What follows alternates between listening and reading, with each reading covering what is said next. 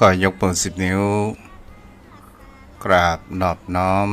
พันตาอภิวาทน้อมระลึกถึง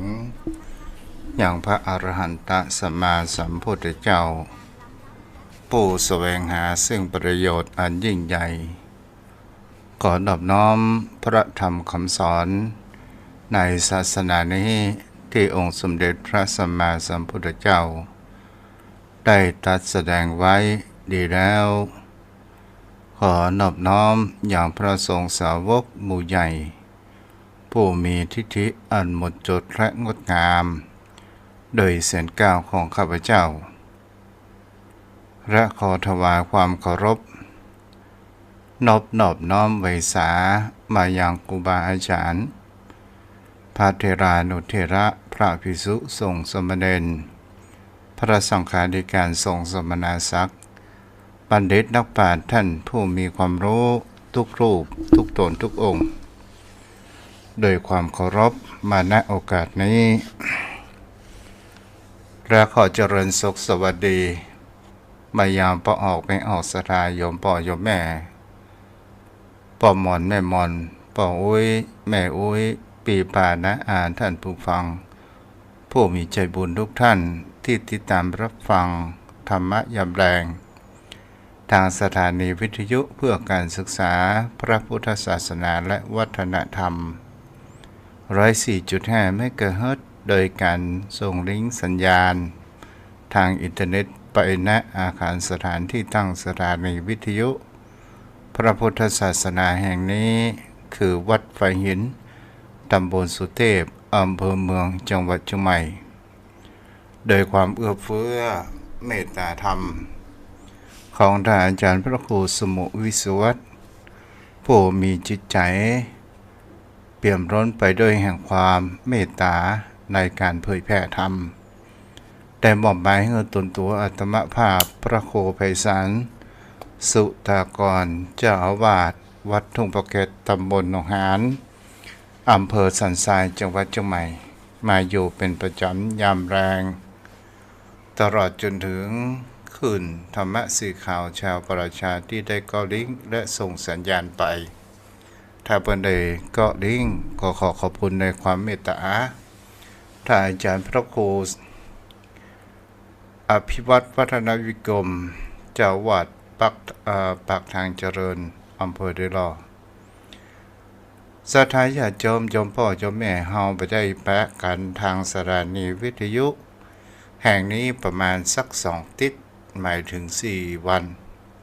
ก็โดยประมาณวันนี้เราก็ได้มาอยู่กับกันเพื่อที่เป็นกู้เป็นกิมครับโยมพ่อโยมแม่ที่กำลังทำอาหารการกินก็ดีหรือกำลังอาบน้ำอาบท่าเตรียมที่อาบน้ำอาบท่าเพื่อที่จะกินอาหารกันอยู่กับฟังธรรมะเพื่อให้เกิดแห่งปัญญาสาธญาติโยมพี่น้องโยมพ่อโยมแม่ท่านผู้ฟังวันนี้จะอู้ในเกี่ยวกับเรื่องพระไตรปิฎกก็คือพระสุตตันตปิฎกมัชฌิมนิกายมัชฌิมปนาถในแห่งเขาว่าคหปฏิวรรคในหมวดโดยคหบดี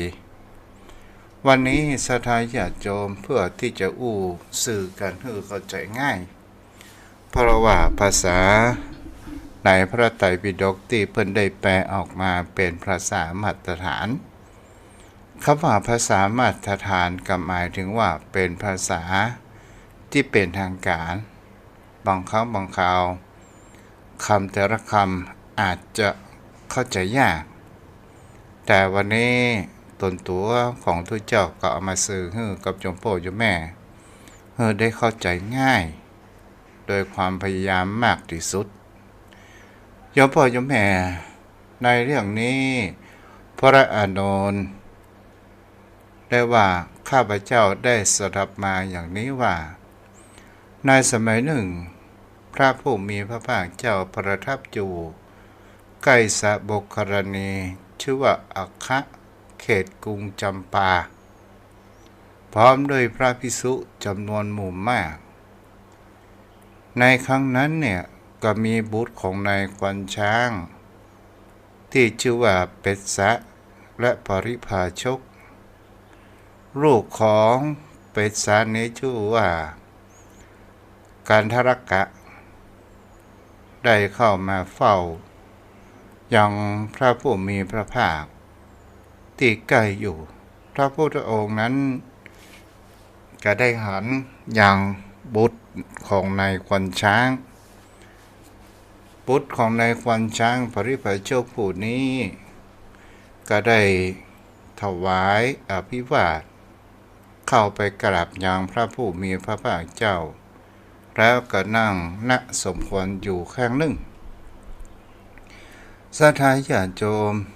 ในสิ่งที่เราจะเห็นว่าเมื่อได้ประทับกราบแล้วก็ได้นั่งที่สมควรอยู่แล้วก็ได้สนทนาธรรมกับองค์พระผู้มีพระภาคเจ้าเพราะเกิดแห่งความบันเทิงใจเกิดขึ้นแล้วก็หันแลดูอย่างหมู่พระภิกษุสาวกหมู่ใหญ่ก็ได้นั่งเงียบอยู่แล้วกันทกัสปริภาชกผู้นี้ก็ได้กราบทูลพระผู้มีพระภาคเจ้าว่าข้าแต่พระโคโดมผู้เจริญน่าอัศจรรย์ใจจริงๆบอกเคยเกิดเหตุการณ์ปรากฏการณ์เช่นนี้มาก่อนท่านพระโคโดมก็ชื่อว่าเป็นผู้แนะนำพระภิกษุสงฆ์ปฏิบัติชอบแล้วข้าแต่พระโคโดมผู้เจริญแม้พระผู้มีพระภาคอรหันตสัมมาสัมพุทธเจ้าทั้งหลายในอดีตการก็ทรงแนะนำพระภิกษุสงฆ์นั้นปฏิบัติชอบเป็นอย่างนี้ถึงเพียงนี้เหมือนท่านพระโคโดมแนะนำหมู่พระภิกษุสงฆ์หมู่ใหญ่ตอนนี้ในเหมือนณขณะนี้ศรัทธาญาติโยมทั้งหลายในเมื่อเหตุการณ์ประการเช่นนี้ปริภาชกผู้นี้ก็ได้ทูลถามในการสนทนาธรรมกับพระผู้มีพระภาคเจ้าว่าข้าแต่พระโคโดมผู้เจริญแม้พระผู้มีพระภาคอรหันตสัมมาสัมพุทธเจ้าทั้งหลายในอนาคตการก็ทรงแนะนำเมื่อภิกษุทรงปฏิบัติชอบอย่างนี้ถึงเพียงนี้เหมือนกับพระโคโดมทรงแนะนำภิกษุสงฆ์ปฏิบัติชอบอยู่อย่างนี้บัดนี้เหมือนกันก็อย่างไรก็แล้วทีนี้ปริภาชกนั้นก็ได้ทูลถามปัญหาแห่งพระผู้มีพระภาคเจ้าว่ามนุษย์มีปากกับใจปะตรงกันมันก็แต่พระโคโดมผู้เจริญพระผู้มีพระภาคเจ้าก็ได้ตรัสว่าข้อนี้ก็เป็นอย่างนั้นกันทรกะเพราะว่าแม้พระผู้มีพระภาคเจ้าอรหันตสัมมาสัมพุทธเจ้าทั้งหลายในอดีตก็ทรงแนะนำให้พระภิกษุสงฆ์ปฏิบัติชอบอย่างนี้เช่นเดียวกันและภิกษุสงฆ์ผู้ปฏิบัติในแห่งเขาว่าแม้จะเป็นอนาคตการก็ตามพระภิกษุสงฆ์ผู้ปฏิบัติอย่างนี้ก็ได้ถึงเพียงนี้ในหมายถึงเขาว่ามีความเงียบนิ่งหมายถึงเขาว่าสำรวมกายวาจาและจิตใจก็คือนั่งเงียบอยู่นี้มันก็หมายถึงเขาว่าการสำรวมกายวาจาและใจด้วยความเคารพต่อผู้มีพระภาคเจ้าประการหนึ่งโดยการที่ได้รับการศึกษามาแล้วอย่างดีประการหนึ่งภิกษุ ทุกรูปสำรวมกายบ่ยกไหวบ่ขนองมือและบ่ขนองมือและเท้าสำรวมวาจาเบาอู้บ่กะแอมและสำรวมจิตใจมาให้ฝูงซ่านเปรียบเหมือนกับเสาเขื่อนที่ฝังไว้อย่างดีและเปรียบเหมือนมหาสมุทรที่ปราศจากลมในนี้เป็นสิ่งที่จะเห็นได้ว่ามีคำว่าปากกับใจประตรงกันศรัทธาญาติโยมทั้งหลายในสิ่งเหล่านี้เนี่ยเป็นสิ่งที่ผู้คนเฮาจะเห็นได้ว่าบุคคลยังผู้บรรลุพ้นก็ยังมักมีแห่งคำว่าปากกับใจบ่ค่อยมีความตรงกันจริงอยู่การทรกะภิกษุจำนวนมากผู้เป็นพระกิณาสพผู้อยู่จบพรหมจรรย์อย่างหนึ่งทำกิจที่ควรทำอย่างหนึ่งเสร็จแล้วกระปองภาระบรรลุประโยชน์ตนโดยลำดับสิ้นภาวะสังโยชน์แล้วหลุดพ้นแล้วเพราะรู้ชอบอันหนึ่งภิกษุสงฆ์ยังมีภิกษุจำนวนมากผู้ยังเป็นเสขะบุคคลมีปกติสงบมีความเป็นอยู่สงบมีปัญญามีความเป็นอยู่ด้วยปัญญาเธอเหล่านั้นจิตตั้งมั่นดีแล้วในสติปัฏฐาน4ประการอยู่ศรัทธาญาติโยมในที่นี้เป็นสิ่งที่แห่งคำว่าสติปัฏฐาน4ในที่นี้เราจะเห็นได้ว่าความเป็นมนุษย์ของผู้คนเฮามันก็ยังต้องมีแห่งคำว่า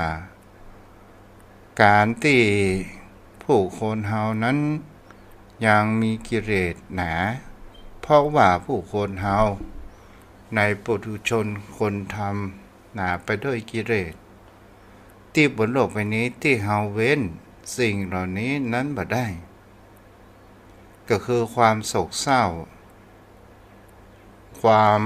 ข่ำควรความทุกข์ใจความทุกข์ใจต่างๆนานาถ้าเฮาประพฤติปฏิบัติธรรมในแนวแห่งว่าสติปัฏฐาน4มันก็จะก่อให้เกิดแห่งเขาว่าเฮานั้นพ้นจากความโศกเศร้าความพิไพรำพันความพ่อมควรต่างๆนานานั้นเกิดขึ้น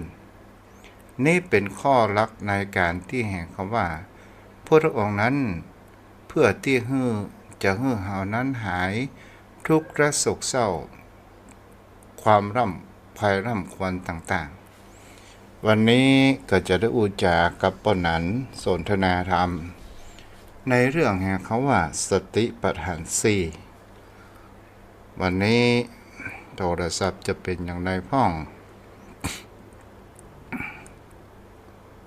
เดี๋ยวกันเด้อปนันเนาะเอาละ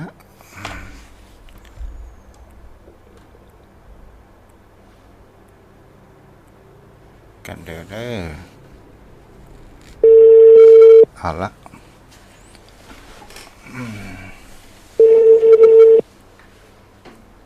อยู่ว่ะฮะวันนี้อ๋อคงจะเป็นงานขาวดำแก่เนาะ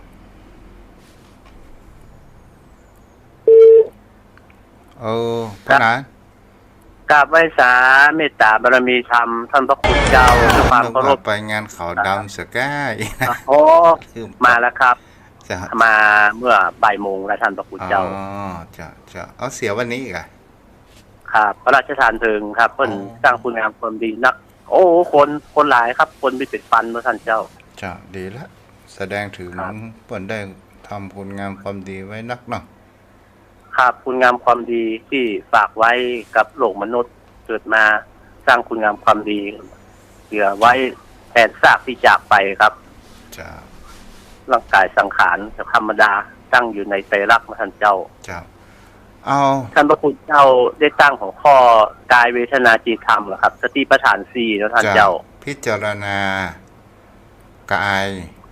พิจารณาเวทนาพิจารณาเห็นจิตในจิตพ พิจารณาเห็นธรรมในธรรมคำว่าพิจารณาในสิ่งเหล่านี้เฮาพอประโยชน์ก่อนเนาะพ่อหนาเนาะ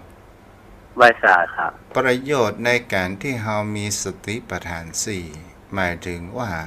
เฮาศึกษาเสขะบุคคลก็คือปุกเฮาก็ยังควรที่จะศึกษาอยู่ครับเป็นบุคคลที่ต้องศึกษาเฮาจะฮือหายแห่งความโศกเศร้าความพิภัยรำพันความน่ำคำข่ำควรความทุกข์ไก่เพราะว่าสิ่งเหล่านี้เฮาสรุปกันก็คือมันเป็นความทุกข์ของมนุษย์คนเฮาในโลกนี้ถ้าเฮาพิจารณาสติปัฏฐานสี่เฮาจะพ้นสิ่งเหล่านี้และเฮาจะเข้าใจแจ่มแจ้งในเรื่องแห่งชีวิตเนาะครับเป็นทางสายตรงมุ่งสู่พระนิพพานโดยที่ต้องแวะทางใดเป็นทางตรงทางเอกท่านเจ้าไวสาเจ้าพิจารณาเห็นกายในกายมีความเพียรมีสัพพัญญะมีสติมีอภิชาแปลว่าความเพ่งเล็งวิสมะโนโภความเร่งเพ่งเพ่งเล็งครับเพ่งเล็งครับกำจัดความเพ่งเล็งอยากได้สิ่งของคนอื่นและความโทมนัสความทุกข์ใจที่มันมีในโลกนี้เนาะเอาเพราะงั้นพิจารณากายนี่มันมีกี่ระดับเบื้องต้นก็คือพิจารณาถึงความเที่ยงแท้แน่นอนของร่างกายเกิดขึ้นมาตั้งขึ้นในเบื้องต้นแล้วก็มีการแปรปรวนและการแตกสลายเป็นเรื่องของสัจธรรมนะท่านเจ้ามีคำวิปัสสนาจารย์ซึ่งเอาของพระพุทธเจ้ามาใช้ว่าพิจารณาตั้งแต่เท้าจนถึงข้างบนคือปลายผมและพิจารณาข้างบนลงมาถึงปลายเท้านี่มันก็หมายถึงเขาว่าพิจารณาที่2แล้วท่านเจ้าเพราะนั้นตั้งแต่อธิอิมัสมิงนะท่านเจ้าเพราะนั้นอู้คำว่าทุกข์ลืมกันอธิอิมัสมิงกาเยเกสาโลมานะขาทันสาสโจมังสังนะหารูอติมิฉังวะกังอัทยังอิโลมะสังปิตังเสมหังภูโพโลหิตังไอโทเมโทอสุอสาเคโลสิงคาสิกาลสิกามุตังมัตเกมัทลุงคันติเพื่อการ32คนเฮาที่ท่านเจ้าได้สาธกไว้ตั้งแต่เส้นผมบนหัวลงจนถึงปลายเท้าและพิจารณาตั้งแต่ปลายเท้าไปถึงเส้นผมบนหัวอันเป็นของที่โสโครกเป็นของสกปรกเป็นของที่บ่น่าควรใคร่บ่น่าควรพิศวงในอาการทั้ง32ดังกล่าวท่านเจ้าป้อนหันอู้เป็นภาษาบาลีป้อนหันอู้เป็นภาษาไทยภาษาเมืองของเฮาเนี่ยภาษาเมืองของเฮาก็ผมขนเล็บฟันหนังเนื้อเอ็นกระดูกด้วยท่านเจ้าไปกำยังไว้จ้ะเฮาพิจารณาผมของเราเนาะผมคือเกษาผมของเฮาผมที่ป้อนหันไว้จ้ะเจ้าเฮาเกิดขึ้นมาใหม่เนี่ยตั้งแต่ออกจากท้องบรรดามาเนี่ยมันมีผมนั้นมีสีดำหรอเจ้าผมถามว่ามันจะเป็นสีดำมันจะบรรลุล่วงไปได้ก่อนมันก็บ่สามารถที่จะอยู่ได้เนาะใช่ใบสาเจ้ามันก็จะต้องเมื่อเป็นสีดำเกิดขึ้นใหม่แล้วก็จะมีสีขาวแล้วก็ล่วงโรยไปในที่สุดเจ้าถ้าเป็นทุเจ้าคนผมมันศีรษะก็จะล้านไปเนาะครับเป็นเรื่องจริงนะท่านพระคุณเจ้าอันนี้เป็นเรื่องจริงครับตามหลักวิทยาศาสตร์จริงก็เพื่อเปิ้นบ่ให้ยึดถือนะท่านเจ้าเนาะในผมในอย่างก็เลยพระภิกษุสงฆ์สาวกต้องโกนผมในการทำความสะอาดได้ง่ายโดยท่านพระคุณเจ้าอันนี้ก็คือเป็นสิ่งที่รักษาเพื่อบ่ให้มันเป็นภาระเพราะว่าผมจะเป็นที่สั่งสมรังแห่งโรคเชื้อโรคต่างๆนานา ในร่างกายของเฮาในแทบจะทั้งสิ้นท่านเจ้า จ้ะ แถมอย่างหนึ่งท่านพระคุณเจ้าบอกให้ติดในรูปถ้าคนมีผมแล้วมันดูแล้วมันสวยสดงดงามครับท่านพระคุณเจ้า ไก่งาม แต่ พ่อ ถ้า โขดเนาะคนงามพ่อ ครั แต่ง บ เนาะถ้า ครั ปา บ ก ไว้ แต่ง จ่าย แล้วก็ เอา ถึงแต่งมางามเนาะ แล้วเดี๋ยวเพิ่นมีสัญญกรรม ท่านพระคุณเจ้า ฮะ ประเดี๋ยวนี้คนเขามันยอมแก่แล้วท่านเจ้า มันผมขาวก็เอาไปย้อมเมื่อมันดำเห็นไหม ถึงยังได้ก็ตามมันก็ตึงปรากฏวันใดวันหนึ่งเนาะ ใช่ครับท่านพระคุณเจ้ามันหลอกใจไปได้ท่านเจ้า จริงมันก็เป็นธรรมชาติของมันนะครับ ย้อมผมนี่เฮาก็ตึงบอกว่ากัน แต่เฮา ไว้ พอ จัด ละ ครับ ผม มันก็ถึงจะเป็นอยู่บนหัวของเฮามันก็ทำให้เฮาเปลี่ยนแปลงสภาพหน้าตาของเฮาได้โอ้ เปลี่ยนแปลงได้ แต่ก่อน ครับ เมื่อ ท่าน หนุ่ม เจ้า นี่ผมเต็มหัว อยู่มันเข้าผมเหลือน้อยเดียว บางคนก็ล้านมีเงินบางคนก็ล้านอะไรอย่างก็คุณจัง มันมีกี่ มั ล้าน น มีหลายอย่าง จะดูดีแปลงแรงกับพือปีกทุ่งนาหลงมันมีหลายอย่างท่านพระคุณเจ้า เจ้า เป็นเรื่องธรรมชาติธรรมดาสักยะทิฏฐิมันต้องยึดมั่นถือมั่นมันครับ มันเป็นทุกอย่างเป็นสัจธรรมโอ้ท่านเจ้า ต่อ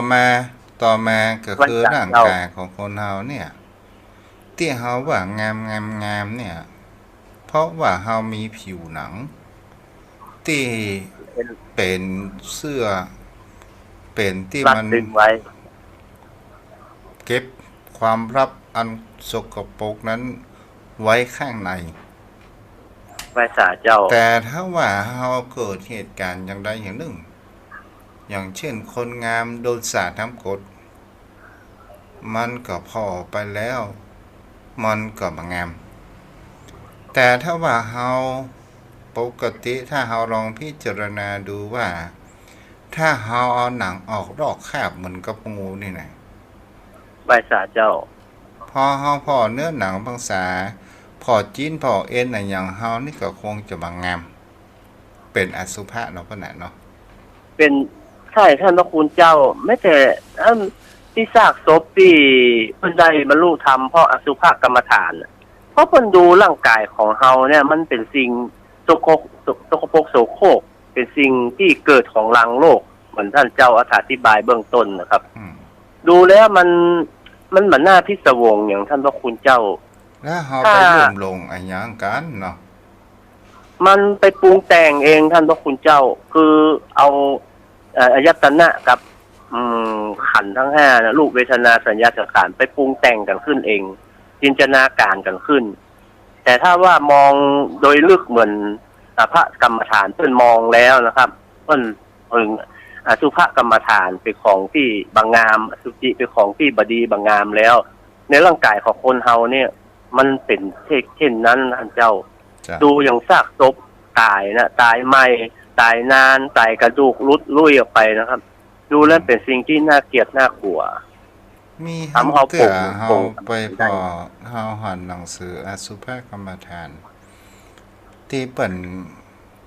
แพทย์สนาที่เปิ่นผ่าศพเปิ่นแปลกออกมาเฮาหันไส้หัน โอ้หันแล้วนี่สะดุ้งกว่า น่ากลัวครับท่านพระคุณเจ้า พอ ผมนี่ได้ไป แปลก ดูของจริงๆนะท่านเจ้า ฮะ ตอนที่เป็นตู้เจ้าได้ไปดูของจริง ๆ เพิ่นผ่าซากศพเพื่อดูครับ แล้ว โอ้คนเฮา ได้เป็นได้พ่อง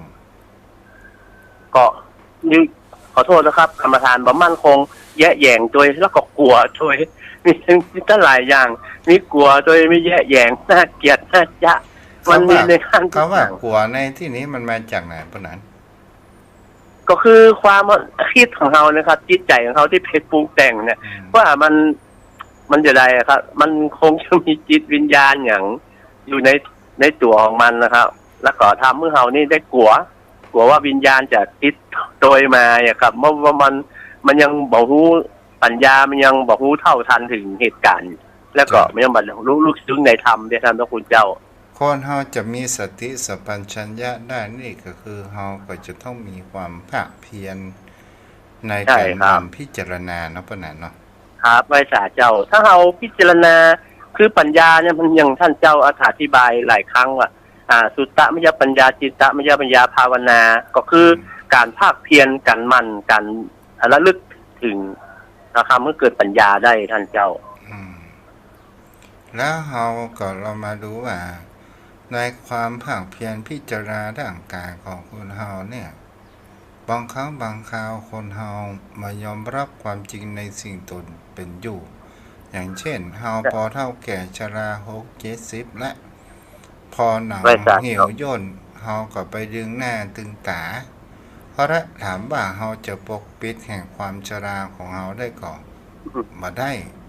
ความเคลื่อนไหวของเฮานั้นมันก็มีความสึกสักในก็คือระบบของประสาทเส้นเอ็นตลอดถึงเฮาไปดึงหน้าดึงตาแข็งตึงอย่างใดก็ตามแต่สุ่มเสียงมันออกมามันก็ตึงบอกว่าเฮานั้นชราและเฒ่าแก่ไม่ก็คือความแก่ความชรามันยับยั้งบ่ได้ท่านพระคุณเจ้ามันบ่สามารถปกปิดได้ร่างกายสังขารและน้ำเสียงหรือว่าการเดินการเหินนะครับท่านเจ้ามันไปตามวัยของมันท่านพระคุณเจ้าเอาไปโกหกตัวเองบ่ได้ครับว่ามันนุ่มแข็งแรงอยู่คือโรคภัยไข้เจ็บเนี่ยมันมาพร้อมอายุของเราท่านพระคุณเจ้าเพียงแต่ว่ามันชะลอหรือว่าบ่ฮือทุกขเวทนาเกินต่ออันท่านเจ้าแต่ที่จริงเนี่ยมันเสื่อมโทรมไปทุกวันท่านพระคุณเจ้าบางคนเวลาที่เผาซากศพเนี่ยเขาหันเวลา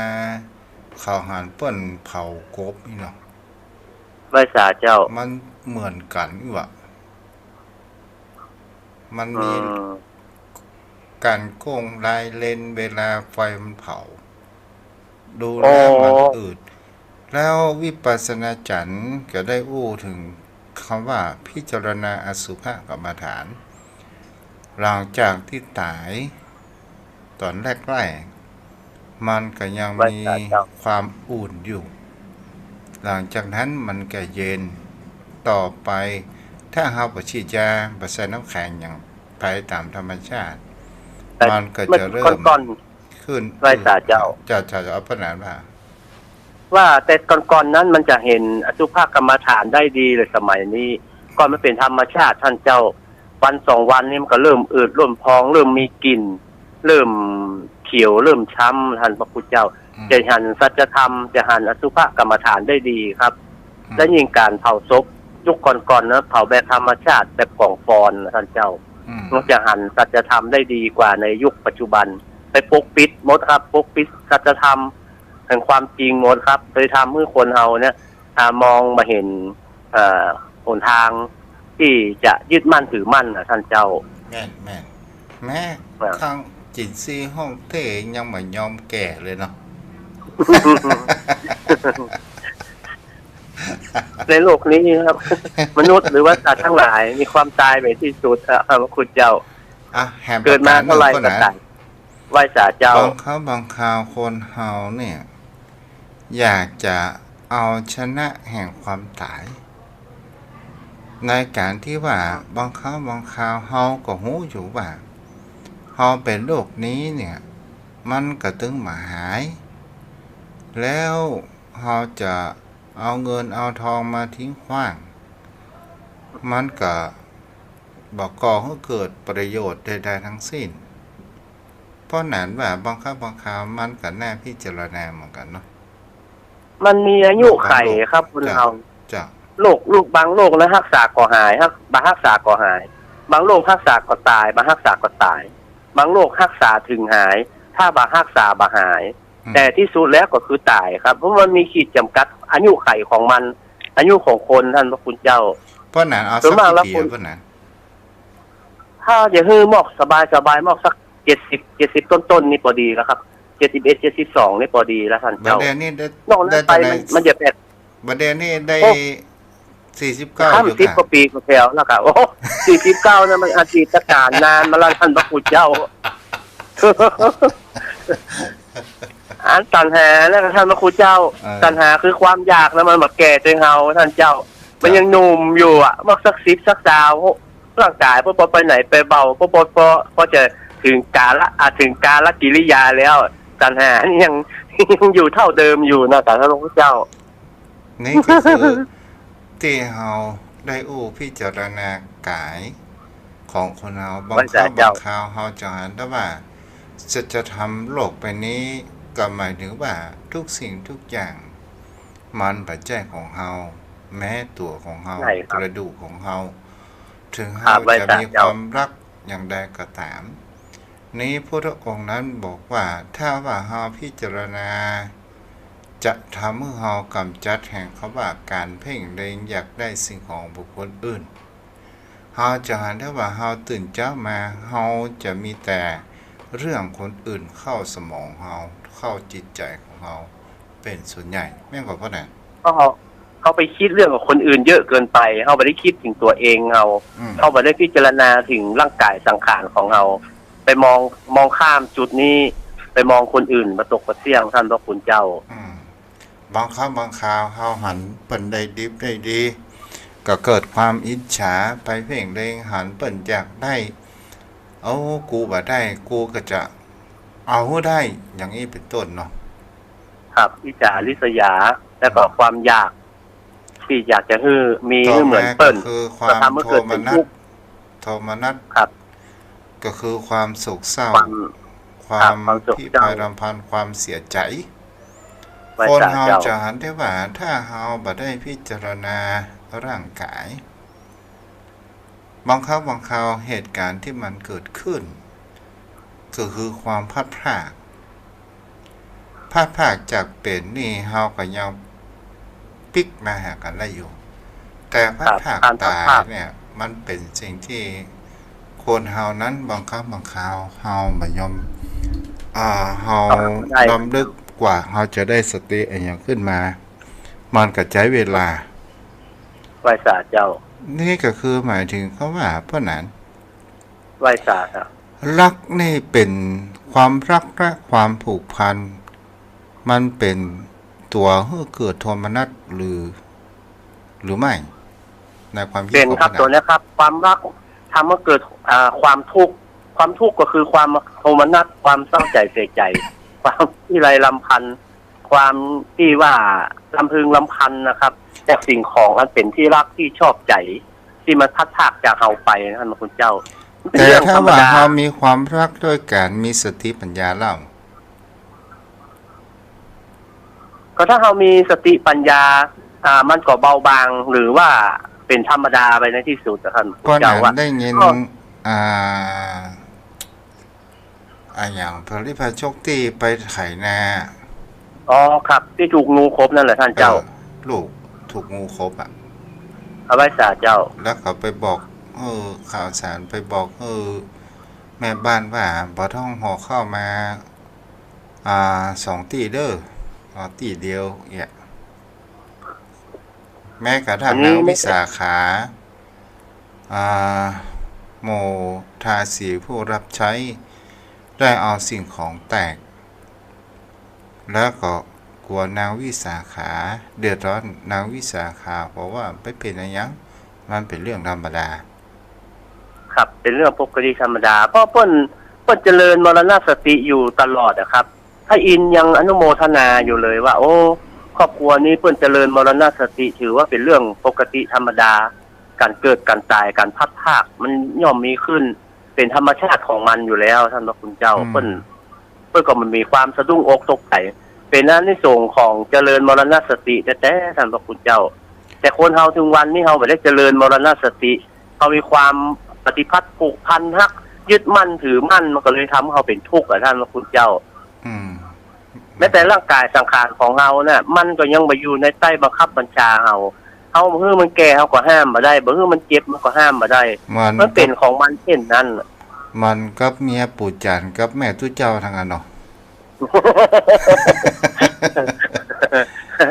ตุลุงทองเต้แหละครับท่านเจ้าท่านพระคุณเจ้าคือคนอื่นนี่นะถ้าเปิ้นตายเปิ้นหยังถ้าเฮาบ่ใช่ญาติใช่พี่ใช่น้องมันดูเผินๆเฉยๆบ่ทุกข์ใจบ่เสียใจหรือว่าทุกข์ใจเสียใจก็มีน้อยเพราะว่ามันมีความรักปฏิพัทธ์ผูกพัน ยึดมั่นถือมั่นแต่ถ้ามันประสบกับตัวเองครอบครัวคนรักคนใกล้ชิดเนี่ยครับมันจะเกิดความทุกข์มันจะเกิดความที่ไรลำพันธ์มากที่สุดท่านเจ้าจนกว่าได้มองหันสัจธรรมมันถึงจะคลายออกท่านเจ้าอันนี้เนี่ยเป็นที่รักคำสอนของพุทธองค์ว่าให้เราเจริญสติปัฏฐานสี่แล้วเราก็จะรู้ว่าอ๋อมันเป็นธรรมชาติและเราก็หันคำว่าเราความเป็นปุถุชนคนธรรมดาอยู่ความเสียอกเสียใจมันก็จะมามากและความร้องไห้พี่ภัยรำพันของเรามันก็จะเกิดขึ้นแต่ถามว่าในจิตใจของเรามันในเมื่อเกิดเหตุการณ์เฉพาะหน้าเกิดขึ้นเนี่ยมันเศร้าก็เศร้าแหละเพราะไหนเนาะ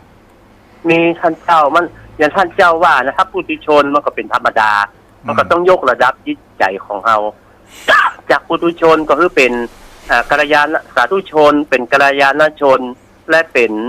อริยชนมันก็จะขึ้นจิตใจขึ้นไปเต็มลำดับขั้นมันท่านเจ้าแม่นถ้าเรายังอยู่ปุถุชนตลอดมันก็ความทุกข์ความโศกเศร้ามันก็จะกลืนกินเราก็จะตกอยู่ใต้อำนาจของมันทั้งนี่มันเป็นเรื่องธรรมชาติครับมันจะต้องเกิดมันจะต้องมีขึ้นบอกวันใดกว่าวันหนึ่งเหมือนครอบครัวเขาต้องเข้าใจว่าวันหนึ่งมันจะต้องมีการตาย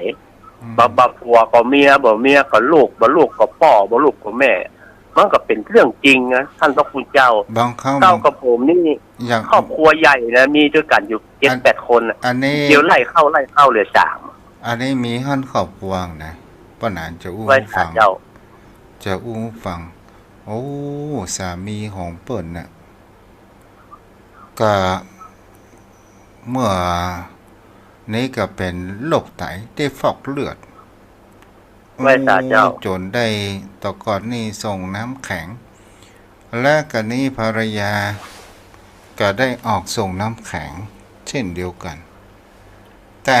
คนที่ฟอกไตเนี่ยจะไปฟอกตลอดกับภรรยาส่งน้ำแข็งเพราะนั้นว่า2 คนนี้ใครจะตายก่อนก็ไปส่งน้ำแข็งก็อันตรายเหมือนกันรถรางก็นักอุบัติเหตุอย่างก็นักท่านพระคุณเจ้าความตายมันก็เป็นแน่บางทีคนป่วยตายคนเฝ้าคนป่วยตายก่อนก็มีท่านพระคุณเจ้าอันนี้ภรรยาเมียของเปิ้ลเนี่ยส่งน้ำแข็งเปิ้ลมีความแข็งแรงเนี่ยการยังกับปอดใจเนี่ยนะแต่บาง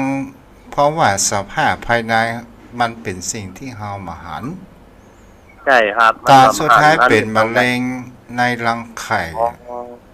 หูแห่งกรรมก็ลวดไปเลยพนันเขาเป็นระยะสุดท้ายท่านพระคุณเจ้านี่แหละคนเฮามันบอกหูนะพนันเนาะคือมันเรื่องความตายเนี่ยมันรู้เพียงแต่ว่ามันจะต้องมีแต่มันบอกรู้ล่วงหน้ามันบอกรู้ระยะเวลาท่านพระคุณเจ้าแต่พวกกระบือเขาประมาทว่าความตายมันอยู่แต่บางครั้งนี่ปนะเจ้ายมมาทูตกับแม่เตือนเหมือนกันนะโอ้เตือนกับท่านเจ้าเขี้ยวไปล่ะเบิ่งเขาเดียวหัวเข่าไปแหมก็เดียวก็ตาไปแหมก็เดียวก็สุมากับหัวล้าน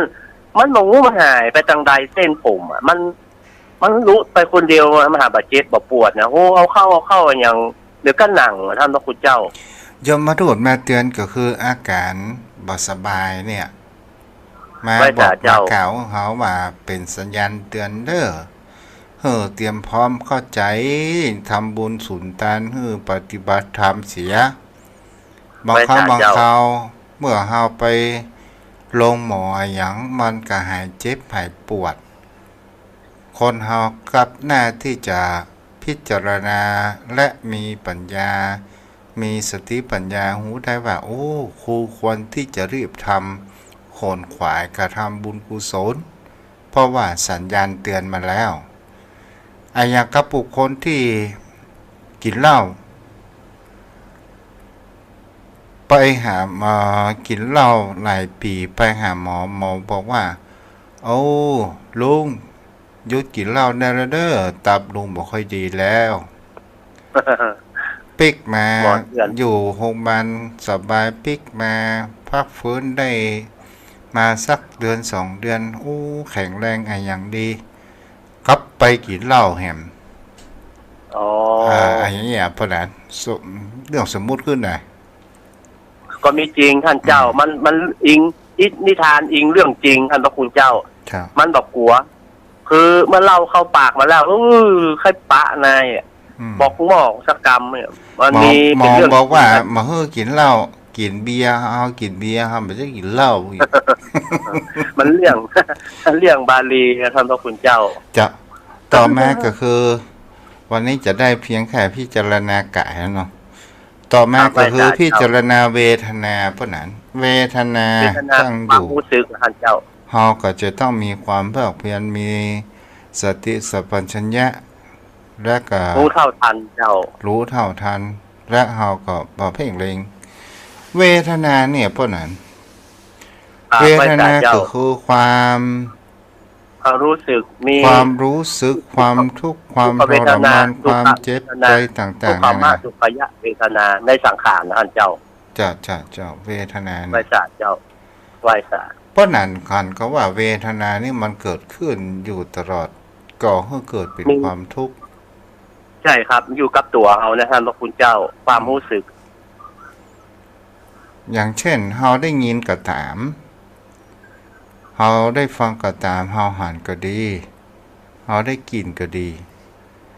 ถ้ามันบ่ถูกอกถูกใจเวทนามันก็เกิดขึ้น ก็คือทุกขเวทนาเนาะพ่อน่ะเนาะ ไหว้ศาสตร์เจ้ามันก็มีทั้งทุกข์เมื่อมันบะสมความปรารถนาสมความตั้งใจ ก็เป็นทุกข์ท่านเจ้า แต่ถ้าว่าเฮามองใกล้ๆแหมก็คือกายภาพในการยืนเดินนั่งนอนเนี่ยเพราะนั้นว่าถ้าเฮานอนวันค่ำเนี่ยร่างกายเฮาจะเป็นประการใด มันก็ทุกขเวทนาปวดเหมือนกันท่านพระคุณเจ้ามันนอนนักอริยบททั้งสี่นะครับ เดินยืนนั่งนอนเนี่ยมันจะต้องมีพร้อมกันทั้งสี่อย่างในวันหนึ่งท่านพระคุณเจ้า ถ้าอยู่ในท่าใดท่าหนึ่งนานเกินไป ก็เกิดทุกขเวทนาปวดเหมือนกันท่านพระคุณเจ้า เจ้าแม่นเพราะนั้นเฮาก็ลองพอมาว่าแตะก่อนนี่เฮานั่งพับเพียบกันเนาะ ไหว้ศาสตร์เจ้าเมื่อก่อนเป็นเช่น เป็ นั้น น นะ เน็บชามั้งเหรอ ไหว้ศาสตร์เจ้า ตู้เจ้าตัวจ่ายซื้อเก้าอี้มา นึกว่ามันจะบ่เป็นเน็บชาเป็นว่านั่งเมินมันก็มีเวทนา มากก็จะต้องมีการขยับขยื่นเปลี่ยนอิริยาบถเนาะ นั่งเมินก็เจ็บเอวเจ็บหลังท่านพระคุณเจ้ามันก็ต้องเดินห้อง นอนห้องตึกห้องเลยท่านเจ้า โอ้แต่คนเฒ่าคนแก่เนี่ยบางคราวบางคราวเปิ้นหนังที่ไหนก็หนังที่ห้านละอ่ะลูกหลานไปต้องสะกิดก่อนถึงจะออกเดินออกนี่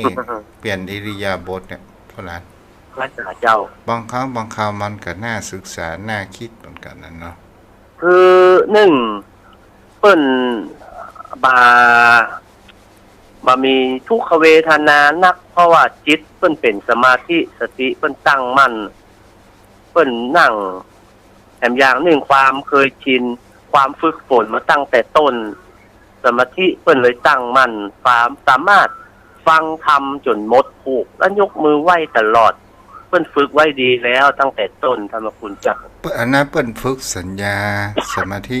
ของเปิ้นได้ดีนะ เปิ้นฝึกสมาธิ แต่อย่างก็เปิ้นหาเนี่ยก็สัญญาของเปิ้นหาความจำได้หมายรู้นี่เฮาอู้อย่างออกมาเปิ้นหาก็ฮู้ มันไม่ใช่ท่านเจ้า คือมันมีความสนใจไปเบื้องต้นน่ะ และสนใจแล้วก็ชอบ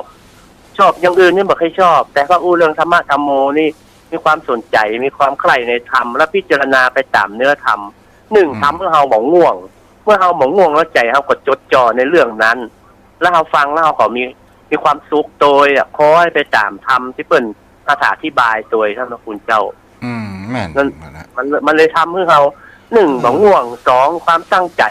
ความบ่ง่วงเนี่ยมันก็ทำให้เราฝังจิตฝังใจทำให้เราจำได้ง่ายแล้วก็ ชอบโดยท่านเจ้า แต่เพราะนั้นเฮาลองมาดูว่าใน กาลเวลาอายุของคนเฮาเป็นละอ่อนนี่เฮาชอบดูการ์ตูนใช่ครับท่านพระคุณเจ้าเป็นเรื่องที่ม่วนครับละอ่อนนะอ่อนกับการ์ตูนถ้าว่าของเฮาผู้เป็นวัยรุ่นนี่เฮาชอบดูละครมากกว่าครับแม่นจะไปแนวนั้นนะครับท่านเจ้าถ้าวัยอยู่กลางคนของเฮานี่ชอบดูข่าวต้องคนขวายไปในด้านนั้นนะมันต่ำวัยสุดเปิ่นท่าท้านเจ้าย เท่าแก่6-70แม้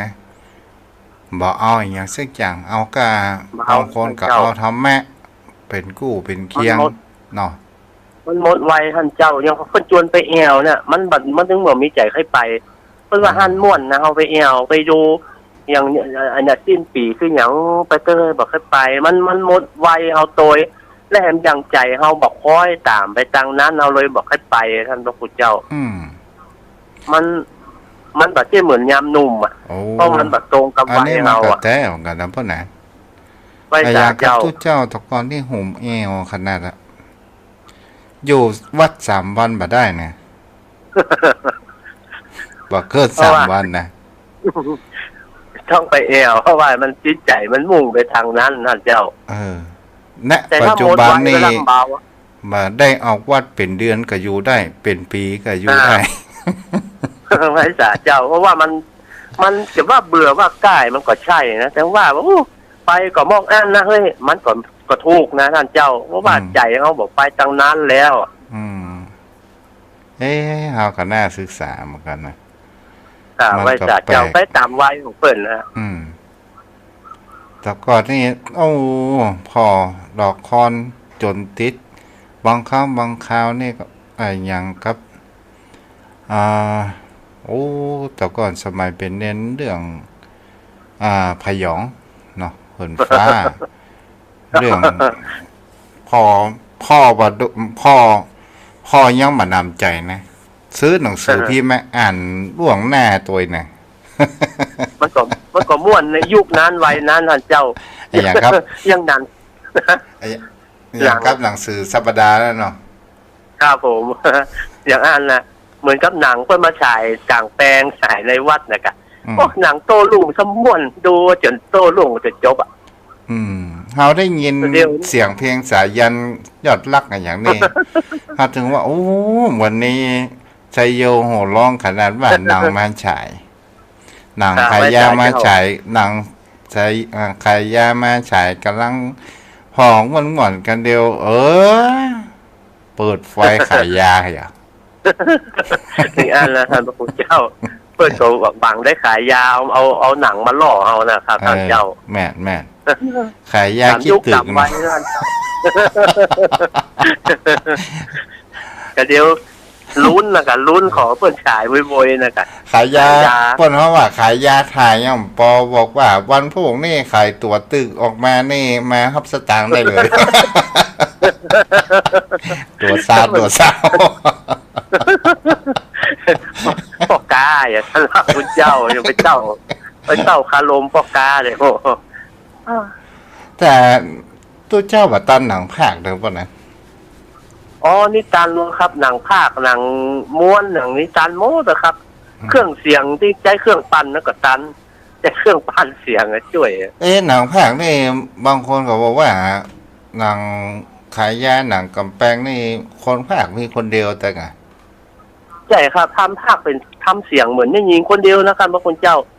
มันเป็นความสันทัดกรณีของเปิ้นเปิ้นสันทัดไปในด้านนี้เปิ้นก็ทำได้ท่านพระคุณเจ้าภาคหนังเนี่ยครับแต่ก็มันเสียงในฟิล์มมันมีเนาะมันมีครับมันมีต้องภาคไปตามอย่างพระเอกยิงผู้ร้ายเนี่ยเอกใช่ครับใช่อันน่ะ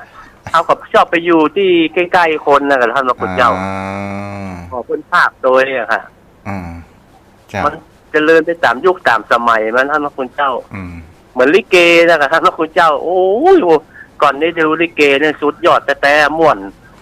มาเดียวนี่ถ้ามีปหลวงนี่ถึงม่วนขนาดเนาะม่วนท่านเจ้าก่อนการงานมันก็บ่มียังมีงานปหลวงงานวัดเนี่ยค่ะท่านเจ้ามันได้ไปไหน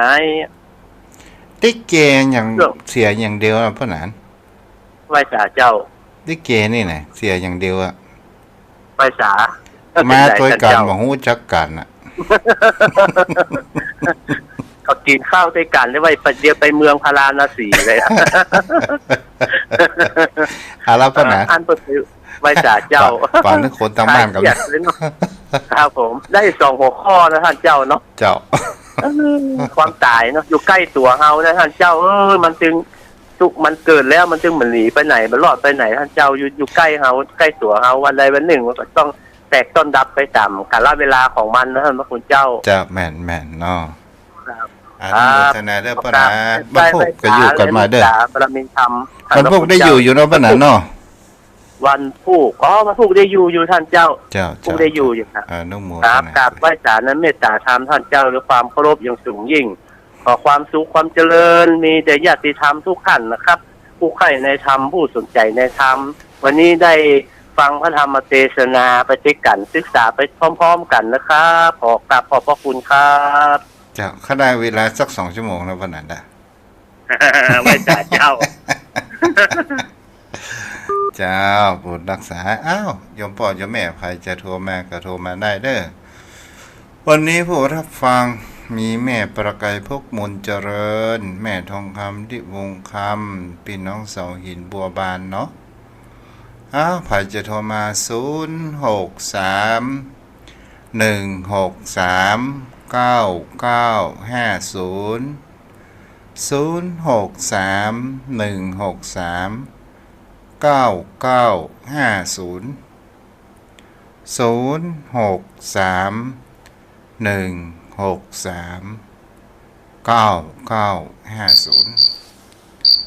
เจริญพรแม่ว่าเลยกระเสมพันได้คู่แล้วมารับแล้วเนาะวันรับขนาดเลยวันนี้อารมณ์ดีเป็นเนรให้จากเกเรขนาดเนี่ยหายเนี่ยฮะอาจารย์น่ะถ้าเป็นเนรให้จากเกเรขนาดครับพอหายพอดีนะกับแม่เอ้ยยังได้แอลอยู่อ่ะยังแม่ยังไม่ได้แอลเลยอ่ะ6 โมงยังแม่อะไรเข้านอนแล้วอ่ะธรรมดาเกิดแม่ประจับหนูจ้าบนรักษาเด้อพอปิดวิทยุเนี่ยจ้าบนรักษาอ้าวแม่นวลยอดคำปันพี่น้องกำแพงหิน0631639950 ยมพ่อยมแม่ทุกเช้าว่าจะแปลงที่ยกพื้นเอาไว้ปืนเขาไม้เวลามีการมีงานยมพ่อยมแม่มากินตาลกูเตือมันว่ามีที่ปั่นปอนในกุฏิทุกเจ้ามันก็กีดคับแคบแต่ก็เลยว่าอยากจะแปลงยมพ่อยมแม่ใครจะให้หอมปุ่นก็เชิญได้เด้อเจริญพรแม่พี่น้องกำแพงหินแม่นวลจ้าไหว้ศาลเจ้าสนทนาธรรมม่วนเท่ยวันนี้นะขยันเข้าหัวลำไงม่วนเท่ยยาวดีเหมือนกันเนาะพวกแม่เขายังไปดูหนังโต้รุ่งนะก่อนนะจ้ะมันย้ำนมนี่มันม่วนเนาะไปไหนก็ม่วนกลายเป็นใกล้นะแม่เนาะเจ้าไก่ก็ไปอยู่นะคอยเจไปเปิดว่าประมาณสัก2 กิโลนี่นะเฮ้ยก็ยังเตียวไปกันอยู่นะไปเจ้าหน่อยเนาะรับเปิ้นคือไปโดยคนเฒ่าเนาะคนที่เปิ้นคนเฒ่าว่าในหมู่บ้านเพิ่นหุ้มแล้วพ่อแม่นี่จะบ่คือไปโดยไผนะไปโดยคนเฒ่าน่ะไปโดยเปิ้นเนี่ยเปิ้นก็วางอกวางใจเนาะเจ้าแม่ๆก็ม่วนพอมาพอหมู่ลูกก่อนน่ะอีแม่ตอนหนังภาคเนาะนะหนังภาคหนังนี่จ้ะหนังภาคไปดูกะดูหนังอ่ะดูหนังโตลุ่งน่ะหนังภาคเสียงอ่ะเจ้าภาคเสียงดูอีเกของดูหนังของเนี่ยกะน้องก็ม่วนลูกก่อนน่ะเจ้าชูนี่เนาะตึ้งใครไปไหนละอยู่กับบ้านเนี่ยไม่คืนมาบ้านซบบ้านสากไก่ก็ไปละแม่หนวลฮะ แม่ว่าหนังไทยนี่เวลาที่มันจะปิดฉากมันจะจบนี่คือฟังเสียงอย่างอ่ะ ฟังอย่างเสียง เวลามันใกล้จะจบแล้วนี่น่ะ จ้ะ ฟังเสียงอย่าง ฟังเสียงพระเอกนางเอกน่ะ ฟังเสียงรถตำรวจกะ รถตำรวจปีวาเววาวิวาไปบ้านหนังใกล้จบละ มาหับเอาคนเนาะยับคนเลยเนาะ จะบุญรักษาได้ไหม ตะกอนนี่เพิ่นจะฆ่ากันตำในงานนะฝากดูงานก้าแม่เขาจังไปในงานในอย่างเดี๋ยวยิงกันฝากดูงานเห็นไรจะอาทิตย์ได้ไหมเด้อจ้าไว้สาเจ้าเด้อเป็นกำลังใจเด้ออยู่ดีมีสุขเหมือนกันได้ไหมเด้ออ้าวพอจะโทรมา0631639950 0631639950 ดักปิ้งเย็นไว้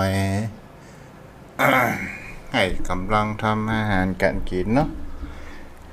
5 โมงไปเกี่ยว6 โมงจะมืดแฮมแล้วเนาะตะวันจะรับขอบฟ้าถึงเวลานอนพักผ่อนวันพรุ่งเช้าก็ต้องต่อสู้ชีวิตกันใหม่คนหากับหมุนเวียนกันไปบางวันก็ม่วนบางวันก็บ่ม่วนบางวันก็มีเงินบางวันก็บ่มีเงิน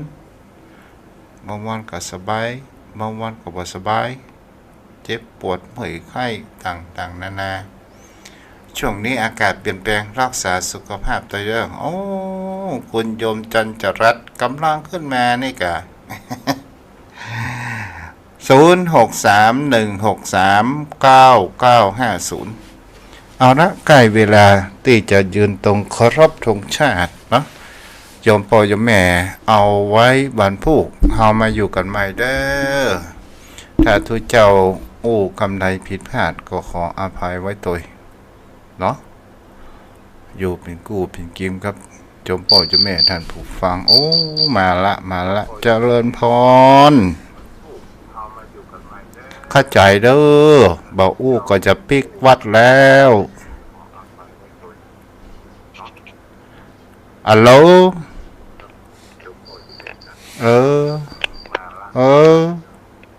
ขออนุญาตเด้อแม่เด้อ